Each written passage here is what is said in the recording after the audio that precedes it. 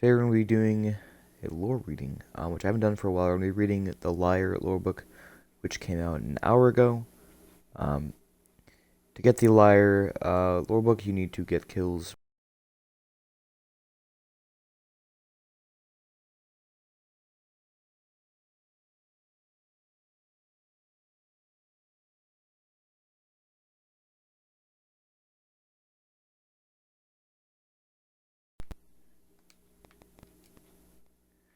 Excuse me. To get it, you need to get the Liar lore book. You need to get kills with Felwinter's Lie. Felwinter's Lie. So far, quick review. I do quite like it. It does hit really hard. But I'm not much of a shotgunner, so. But let's get into the lore book. This will hopefully uncover some of the adventures of Felwinter and Felspring, his ghost, and whatnot. So let's get into it.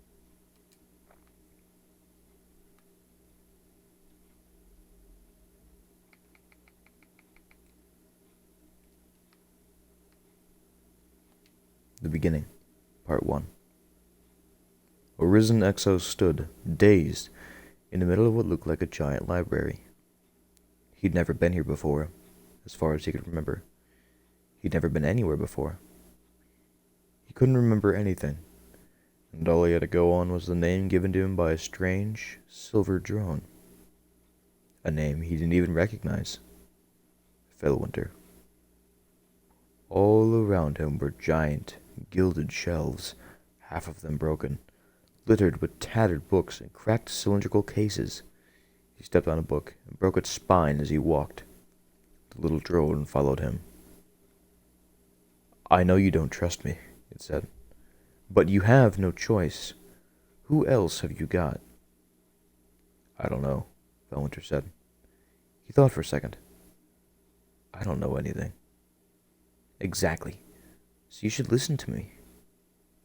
The soaring height of the ceilings made the building feel like an open space. Remnants of an old fresco loomed over his head, cracked and faded. Maybe it was beautiful once. Felwinter trudged and trudged through the empty fog of his memory, trying to understand how he got here. "You're stubborn, obviously, but if we stay here long enough, you're gonna die." Felwinter tried to tune out the little drone's voice. He needed to think. He picked his way through the ocean of books, but stopped dead when an explosion rocked the building. He looked up. Dust fell from the faded ceiling in clouds. "See," the drone said. "This is what I mean. We have to go. A place like this isn't safe." Beside them, a computer terminal, one that looked broken beyond repair, flickered to life. The building shuddered again, and a warbling female voice came over a PA system, crackling and distant. Site-wide lockdown initiated. Then a reassuring male voice, smooth, but made eerie by the warped quality of the recording. "All library patrons, please report to the nearest emergency station. If you require assistance, an attendant can help you at the reception desk." The recording cut off and the building shook again. Metal shutters began to descend over the windows, groaning from age and disuse. Something big hit the building, and debris showered over them. "We should hide," the drone said, and Felwinter had no choice but to agree. They fled the library. Outside, crouched in the rubble of another building, they watched together as the library was crushed under torment of what looked to Felwinter like falling stars. "See," the drone said. So, probably what looks to be warsats. The beginning, part 2. Felwinter and the drone traveled for 3 days. They saw nothing and no one. On the third night, still walking, Felwinter looked up and saw meteors like streamers against the night sky. He was struck by the sight, and then by one meteor in particular, blazing, orange, getting bigger and bigger in the sky. "Run," the drone said. The first meteor hit the ground behind them. Not a meteor at all, Felwinter realized when he looked back. something metal. Man-made. The second hit its target. He died. 6 deaths later, crawling out from under metal wreckage, losing pieces of himself, clawing, running, they finally managed to find shelter in a cave. Nerve, Felwinter said, as if he were swallowing all of his words and choking on them. I can't fix you, the drone said after scanning him. That last hit corrupted right-protected processes in your cognition modules. The drone spun uneasily. You're an exo. Exos were made in the Golden Age. With proprietary tech, I can't hack into your head to fix the damage. But I can rebuild you as you were. If you shot yourself, I could work quicker. He did. When the drone resurrected him, Felwinter crumpled to his knees. He sat down and put his head in his hands. Why is this happening? He asked. He looked at the drone, trying to read its body language. Because of you. It's after you, isn't it? No, the drone said. I don't know why. Then it gentled its voice. The traveler told me to save you. That something was different about you. That ball in the sky you showed me? It talked to you? I can't explain. Felwinter grunted and held his head again. His body ached with the memory of 7 deaths, though he knew that was impossible. Can you explain anything? Not really. They sat in silence for a while. Eventually, the drone spoke up. We shouldn't stay in one place for very long. I don't think it's safe. Felwinter stared at the ground, then finally looked up at the drone. How will I sleep? You don't need to, but I want to, and that's fine. The name. 6 months of running taught Felwinter 2 lessons about life. The first lesson was this. Anything could happen at any time, without explanation or reason. The second lesson was this. It didn't matter how unfair something seemed. Recognition of injustice could not create a just world. There were other lessons too, though those were more tactical. Never rest in the same place twice, and don't rest at all if you can help it. Never cross an open field if a less exposed route exists. Beware of meteor showers. Look out for organic enemies, but don't waste your time avoiding them. They aren't the real threat. That night, Felwinter and the drone sheltered together in the loft of an old barn. A vicious rainstorm outside impaired visibility enough to justify an overnight. But Felwinter couldn't stop himself from thinking, from assessing. Flimsy building, big empty field. Low attack readiness in this loft. Flimsy building, big empty field, low attack readiness. And still, no matter what the drone said, that he didn't need to sleep, he felt an inexplicable exhaustion. He couldn't locate it precisely. It permeated all of him. The drone noticed. Never said anything, but Felwinter knew it noticed. He rested his head on his knees. Beside him, the drone hovered at his shoulder, drifting away occasionally to assess the weather through a glassless window. Eventually, Felwinter raised his head. What's your name? He asked the drone quietly. What? Your name, he said. You gave me one. What's yours? I haven't thought about it. Silence fell between them again. They lived in silence, but in recent days the silence had changed.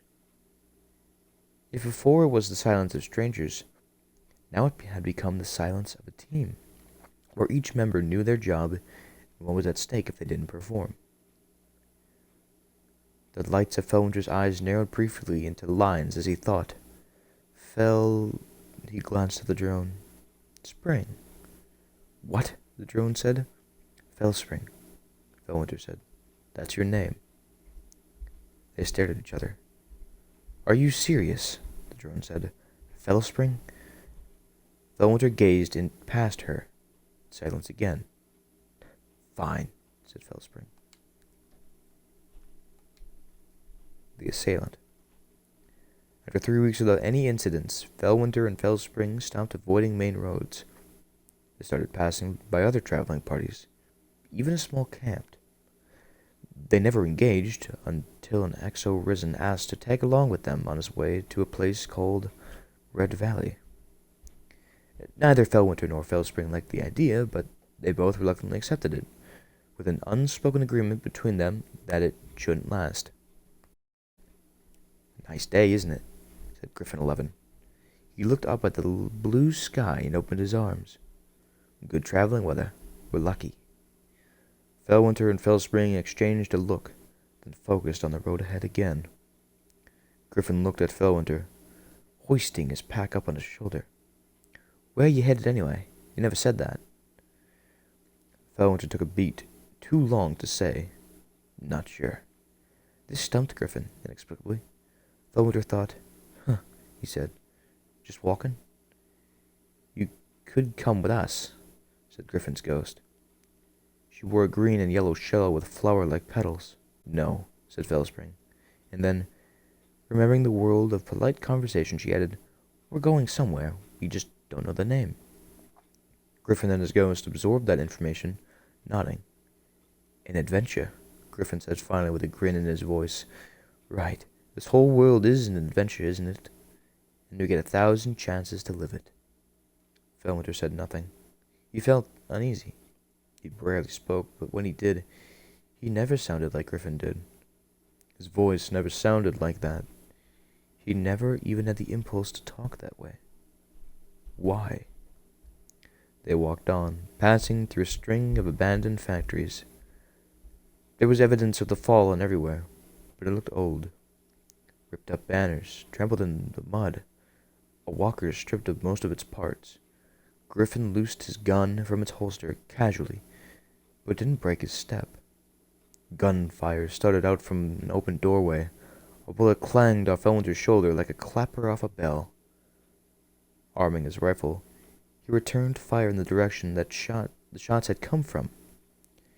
He should have known this was a bad spot. Low visibility, a lot of corners, squat buildings they couldn't see inside of, hundreds of rusted shipping containers to hide in. The door was a decoy. 10, 20, 30 armed and armored combat frames with glowing red eyes spilled out of warehouses to their left and right. Moving with discipline and eerie synchrony, the frames began a pincer maneuver, trying to pin them down. Griffin swore. "We have to get to cover," Felwinter said. Fighting back to back, rezzing each other when they died, Felwinter and Griffin took down some 15 frames with gunfire alone, and a few more with grenades. Several got back up despite crippling damage, tottering forward on bent and broken legs, relentless, single-minded.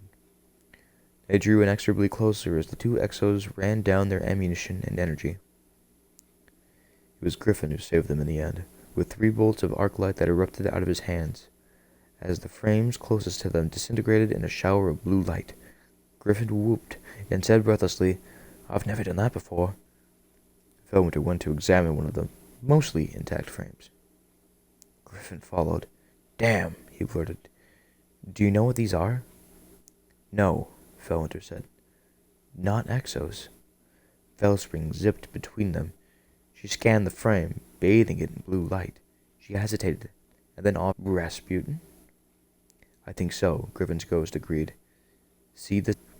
She indicated a symbol on the frame's chassis that looked like a military badge. "Matches my database." "Yeah," said Griffin. He looked at Felwinter. "What did you do to get a Warmind on your case?" Felwinter stared down at the frame.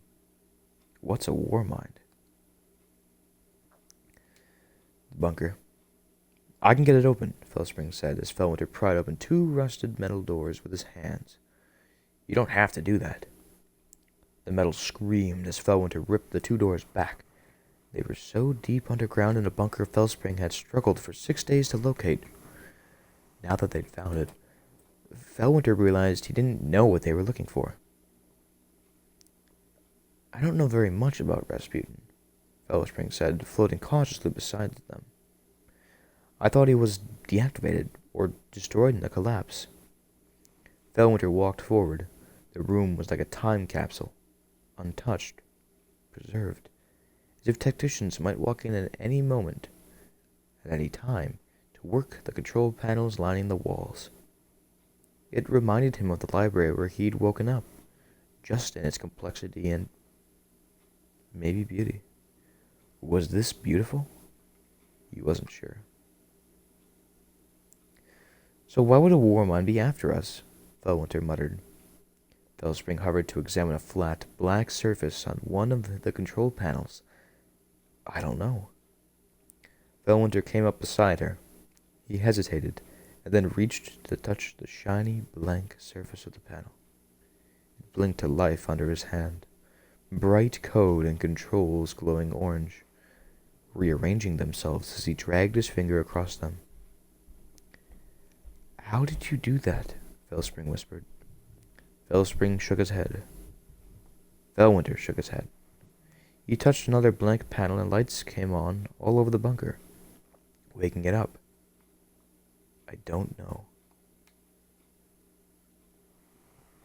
The mountain.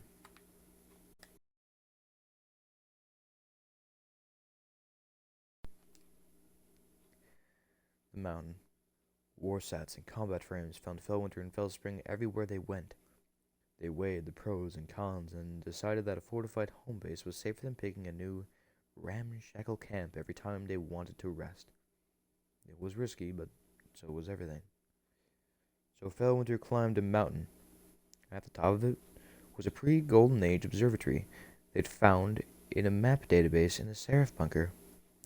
It was the perfect place to hide. It had a 360-degree view of the surrounding area, existing structures that could be fortified, a mountain they could burrow into to hide themselves beneath the thousands of tons of rocks. He won't find you up here, Felspring said, or at the very least you'll see him coming. She sounded almost hopeful. Maybe we can finally stop running. Felwinter looked warily at the sky and said nothing. The only problem with the mountain was that it was occupied. A warlord named Castor had claimed it and the village at the mountain's base, but Felwinter knew that everyone had a price, and he called on Castor to negotiate. Warlords, he had learned, were poor negotiators. They were almost never willing to give ground. In the end, Felwinter shot Castor's ghost and pushed him off the side of the mountain. A month later, during a routine patrol of the mountain's perimeter, Felwinter found a woman sitting on a rock ledge halfway down the mountain. Beside her, there was a wooden crate of sad-looking crops, and another heavy with ammunition. She stood up when he arrived. Felwinter exchanged a look with Felspring, then asked the woman, "Who are you?" "My name's Aerthe. You killed Lord Castor, didn't you?" "Yes." "So you're the lord of this mountain now." "It's my mountain," Felwinter said, "but I'm no warlord." Aerthe studied him. She had a thin, weathered face and calculating brown eyes. "My village is down there," she pointed down the mountain. "We need protection. That was Castor. Now it's you." She pointed to the crates, as if she were explaining something to a very simple child. "This is our payment." Felwinter looked at her, then at the crates, then said again, slowly, "I'm no warlord, and I don't need your food."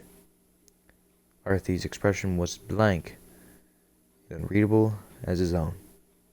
"I'll be back next month." The Warlord. True to her promise, Aerthe came back the next month with 2 more crates, this time both for ammunition. She sat next to them, hugging her knees for warmth and looking out at the valley below, until Felwinter came by to retrieve it. "I thought this might be useful to you," she said, "since you don't want food." Felwinter looked at her, took the crates, and then went back up the mountain. A month after that, she brought salvaged weapon parts. When Felwinter came to retrieve them, She watched him until he turned to go, and then said, "I know about you, you know." When he turned around to look at her, she lifted her chin. "They call you Lord Felwinter. I hear you've killed more warlords than Castor, over old technology, from the time before the collapse." "Not a warlord," Felwinter murmured, hiking onward. Arthi watched him, then called to his back, "Just because you say that doesn't make it true." She came back the next month, and the next month, and the next. They spoke a little more every time, about life in the village, about what they imagined the time before the collapse was like, about the future. The seventh time he saw her, he lingered a little while, excuse me. Together they looked out over the valley beyond the mountain. "You could really help us," Arthi said softly. "All those golden age technologies you know so much about. We could live a totally different life." Felwinter stood completely still, looking out over the horizon. "I can't," he said. She looked at him, trying to read his expression, and then looked sharply away. They stood in silence for a while. "You know," she said, pointing down the mountain, "warlords have been crashing through our village for ages, stepping on us, tearing up everything we plant, tearing down everything we build." "I'm not a warlord," Felwinter said quietly. "Sure," she said, "but you're like them. You get 1,000 second chances. You get to live in a big fortress on top of a mountain. What do you think it's like for us? What do you think it's like to have the sky constantly falling down on you?" Felwinter stared at her. Arthi crossed her arms. "It must be nice," she said. Her expression softened, not for him, but for herself, for her people, to not have to worry. The next month, Arthi didn't come to meet him, nor the month after that.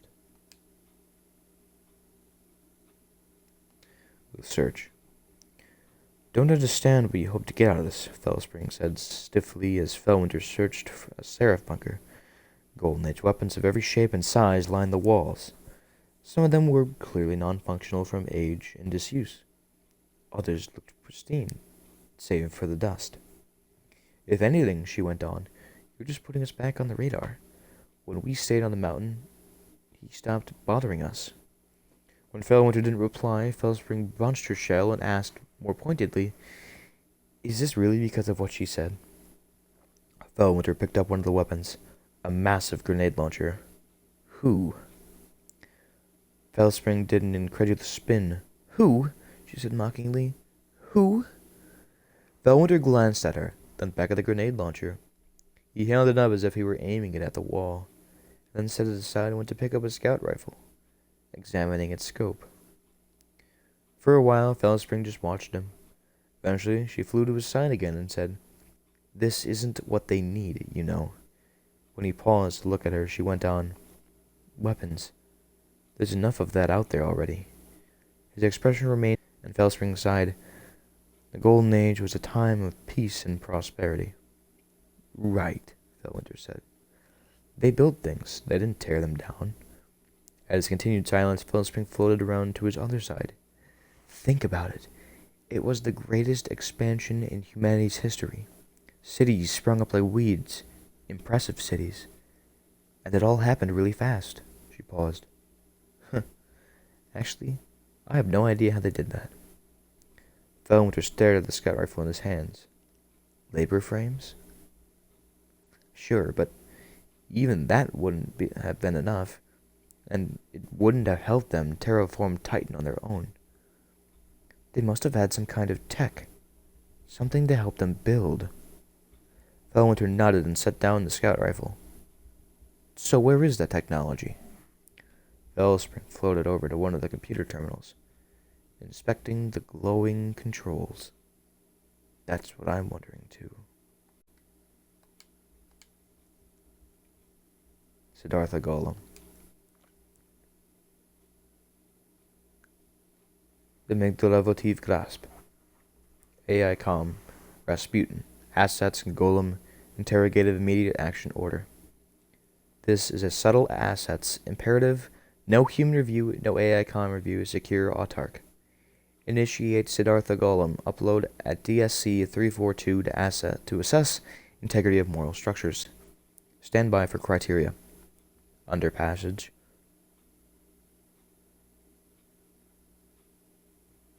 Obsolete. Sidereal.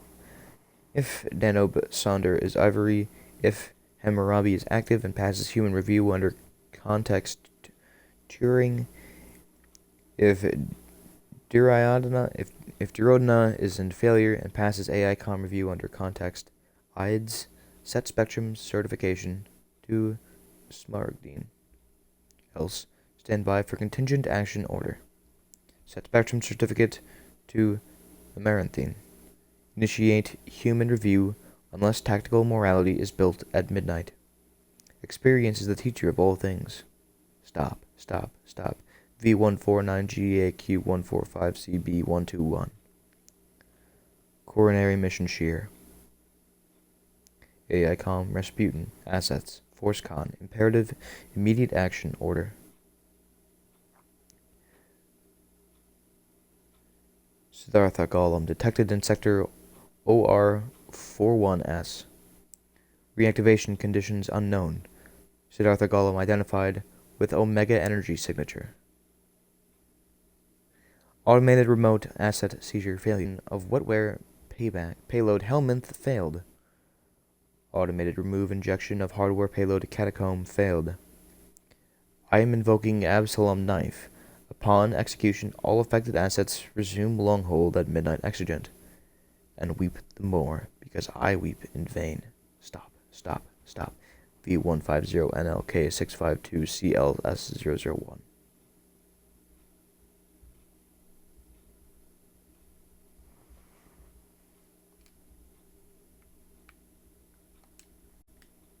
The discovery.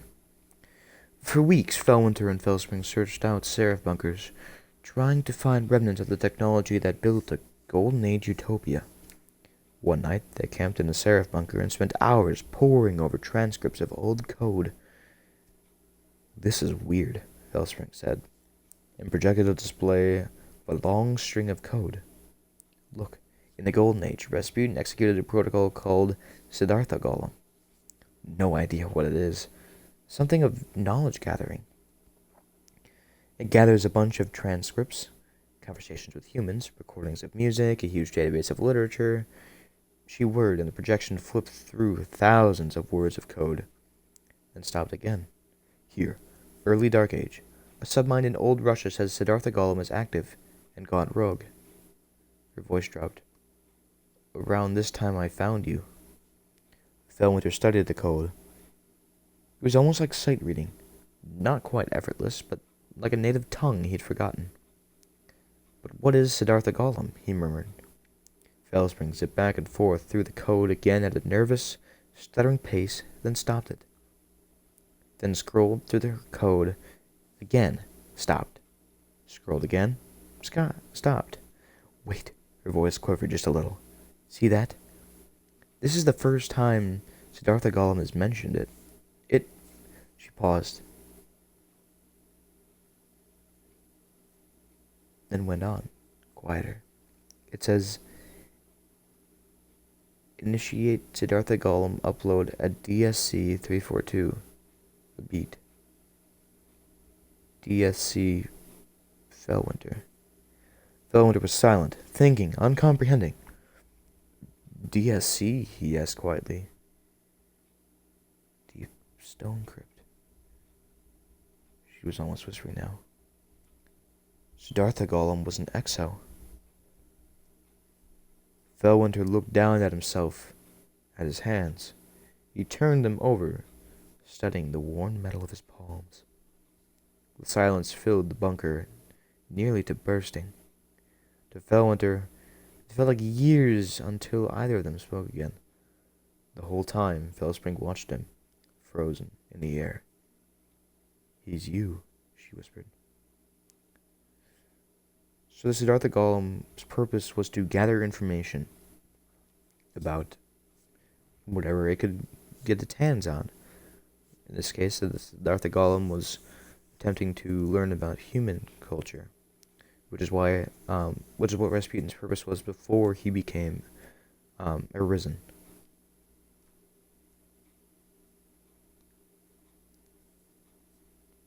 All right.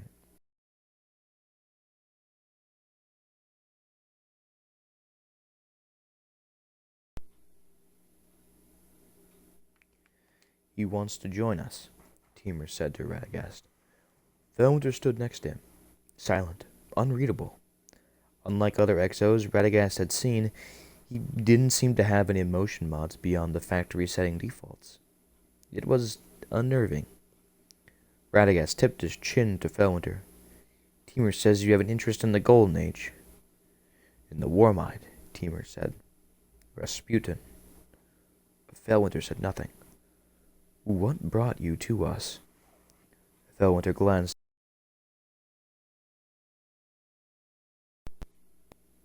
Felwinter glanced at Timur, then back at Radagast. Your friend here told me about the nanotech you're looking for. Siva, he paused. It sounds too good to be true, but I want to help you find it. Radagast studied him, then finally nodded. Any civilians on your mountain? A little settlement at the bottom. We think the mountain would make a good place for our base of operations. Funny, Felwinter said without any trace of humor. I said the same thing to myself years ago. Radagast snorted. So, would you give it the peak for the cause? If I do my people get the protection of the Iron Lords?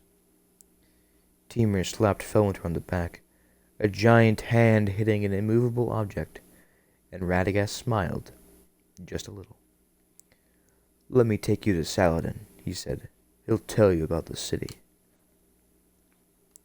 The lure. Felwinter and Felspring did most of their searching alone. It was easier that way. Better that the others didn't see how the Seraph bunkers reacted to him. Better to everyone. In a bunker on the outskirts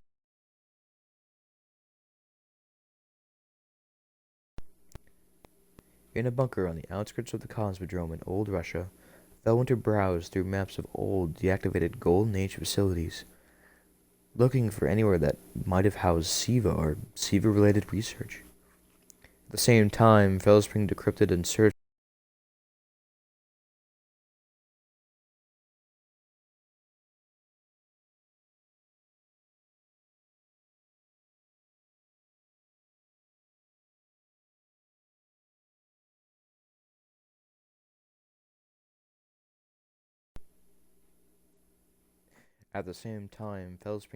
and searched old command records for signs of Siva.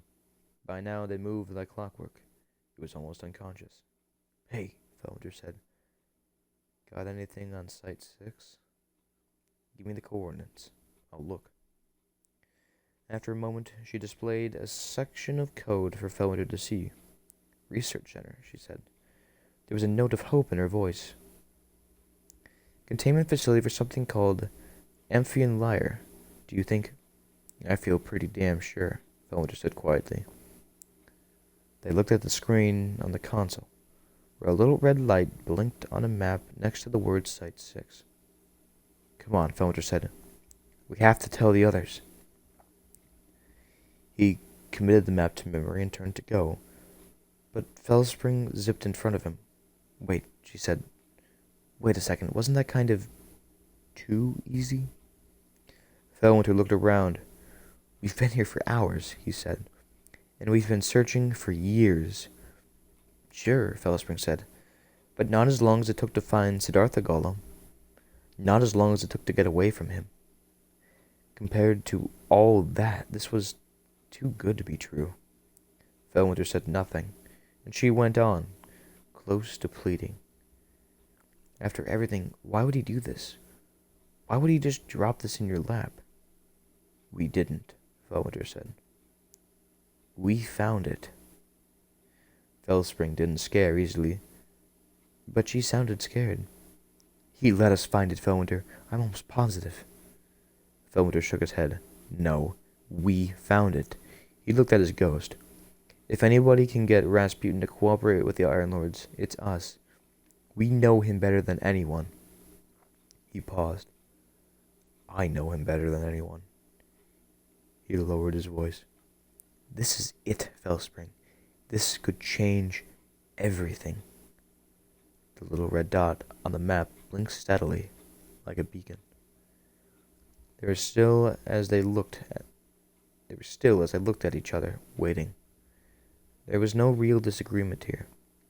After all these years together, her doubts were his doubts, and his certainty was her certainty, whether they liked it or not. Sometimes I wish we'd just stayed on that mountain, Felspring said finally, alone. Me too, Felwinter, turning for the door, but we didn't. The mistake. Site 6 is locked down, Lord Saladin said. We have no idea what kind of security measures are in place. He leaned back in his seat at the grand wooden table in the Iron Temple. Golden Age tech is durable. We might be walking into a trap set centuries ago. Felwinter stood nearby, arms crossed. I've infiltrated Golden Age facilities before. Hasn't been a problem. The mortar has barely dried in our city's walls. Saladin said, We've driven the warlocks back, but they are watching. This may not be the time for risk. Leaning with his elbow on the table, Timur looked between them. Besides, what about the Warmind? My understanding is that Siva is under its protection. Perhaps it won't take kindly to thieves. We're not stealing anything, Felwinter said, and I think I can communicate with Rasputin. It's a computer, Lady Yolder said. It'll do what it's programmed to do, no matter how clever your arguments are. Rasputin's primary directive is to protect humanity. He'll listen. He? Timur said, smiling a little. So personal. Felwinter looked at him and then back at Saladin. With Siva, we could build more cities. We could help more people. Passion wasn't his strong suit, but he felt it now. More than he ever had before. We could create a new golden age. He's right, Scory said. We need a way to give back. She looked between her companions. When you go to replant a forest, you don't stop after 1 or 2 saplings. The Iron Lords fell quiet. Yolder was frowning, but frowning meant thinking. Selimar looked worried. Radagast and Timo were on his side. Felwinter knew. But the Iron Lords never did anything without consensus. The Golden Age isn't coming back, Saladin said. But you're right. Siva could change the lives of the people in that city. He leaned forward. It feels like a worthy risk. The others murmured along, and they murmured among themselves, considering. Lady Perune spoke above the chatter. Well, why not? We don't want people thinking the Iron Lords have retired, after all.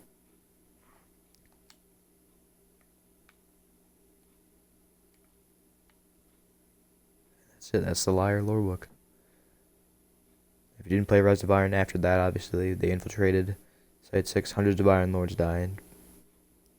Only 6 of them made it to the final replication chamber, which was the actual Site 6 itself. And believing they had found Siva, it was unleashed, infected their weapons, their armor, and puppeted them. Only Saladin and Aphrodite made it out alive. The others perished.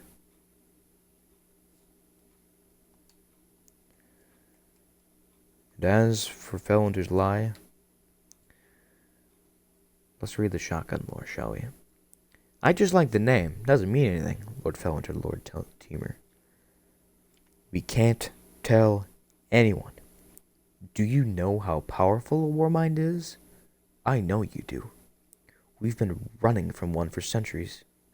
Not just powerful either, intelligent, storing every secret of the Golden Age, from the Traveler's arrival right up until the collapse.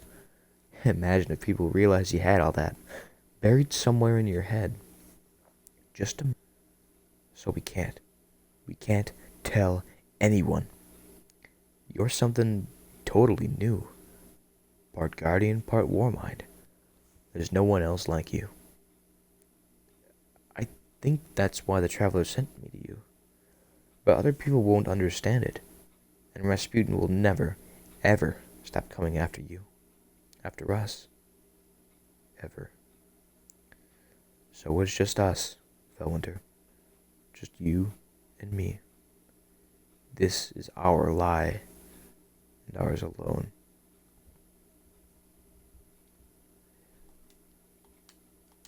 There we go. That is the lie of Felwinter, and the Liar lore book. This may have answered some questions and brought back some insight, but many questions are still left unanswered.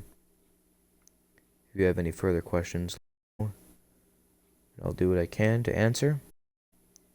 I'll be glad to speculate with all of you. Till then, the Exiled Gamer. If you enjoyed the video, give it a like. I'll see you next time.